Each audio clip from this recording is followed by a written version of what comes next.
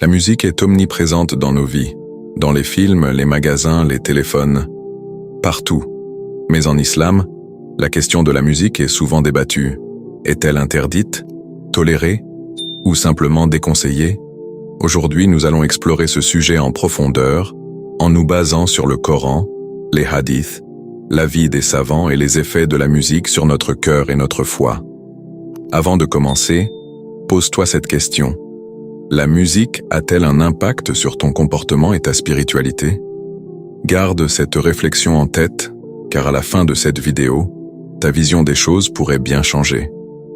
Le Coran ne mentionne pas directement le mot musique, mais plusieurs versets sont interprétés comme un avertissement contre ces dangers. Allah dit dans la sourate Luqman, verset 6, « Parmi les gens, il en est qui achètent de futiles discours pour égarer les gens du chemin d'Allah sans savoir, et qui en rient. Ceux-là auront un châtiment avilissant. » Ibn Mas'ud, un compagnon du prophète, a expliqué que plaisant discours fait référence à la musique et aux chants distrayants. Un autre verset souvent cité est dans la sourate Al-Isra, verset 64, où Allah parle à Iblis.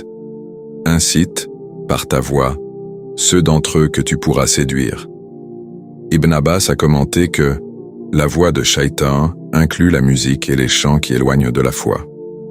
Dans la sourate Al-Mu'minun, versets 1 à 3, Allah décrit les croyants véritables. Bienheureux sont certes les croyants, ceux qui sont humbles dans leurs prières, et qui se détournent de tout ce qui est frivole.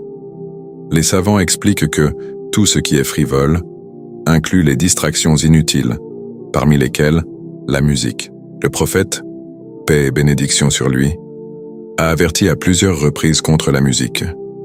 Dans un hadith rapporté par Al-Bukhari, il a dit « Il y aura dans ma communauté des gens qui rendront licite l'adultère, la soie, l'alcool et les instruments de musique. » Ce hadith est souvent cité comme preuve que les instruments de musique sont considérés comme interdits. Dans un autre hadith rapporté par Ibn Majah, le prophète, paix et bénédiction sur lui, a dit « Certes, cette communauté subira un affaissement de terre, une métamorphose et des pierres qui tomberont du ciel. » Un compagnon demanda « Quand cela arrivera-t-il, ô messager d'Allah ?» Il répondit « Lorsqu'apparaîtront les chanteuses et que la musique sera omniprésente. » Ce hadith montre que la musique fait partie des signes de la fin des temps.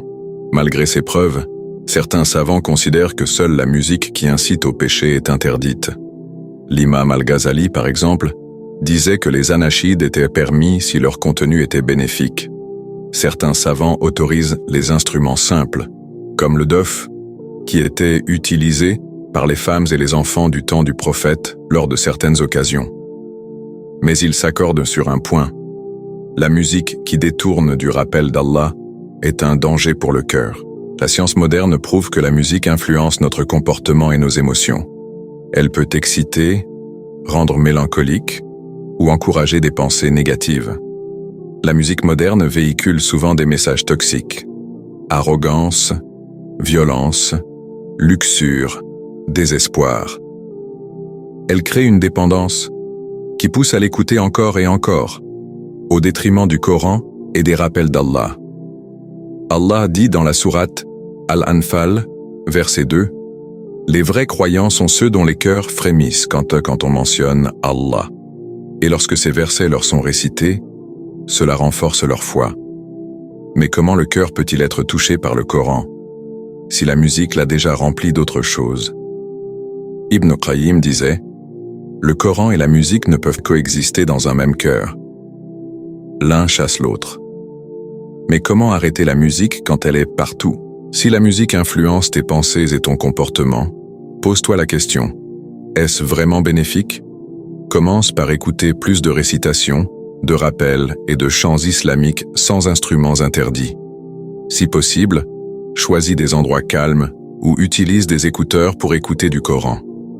Demande à Allah de purifier ton cœur et de te faciliter l'abandon de la musique. Allah dit dans la sourate Ar-Ra'd, verset 28, « C'est par le rappel d'Allah que les cœurs trouvent la paix. »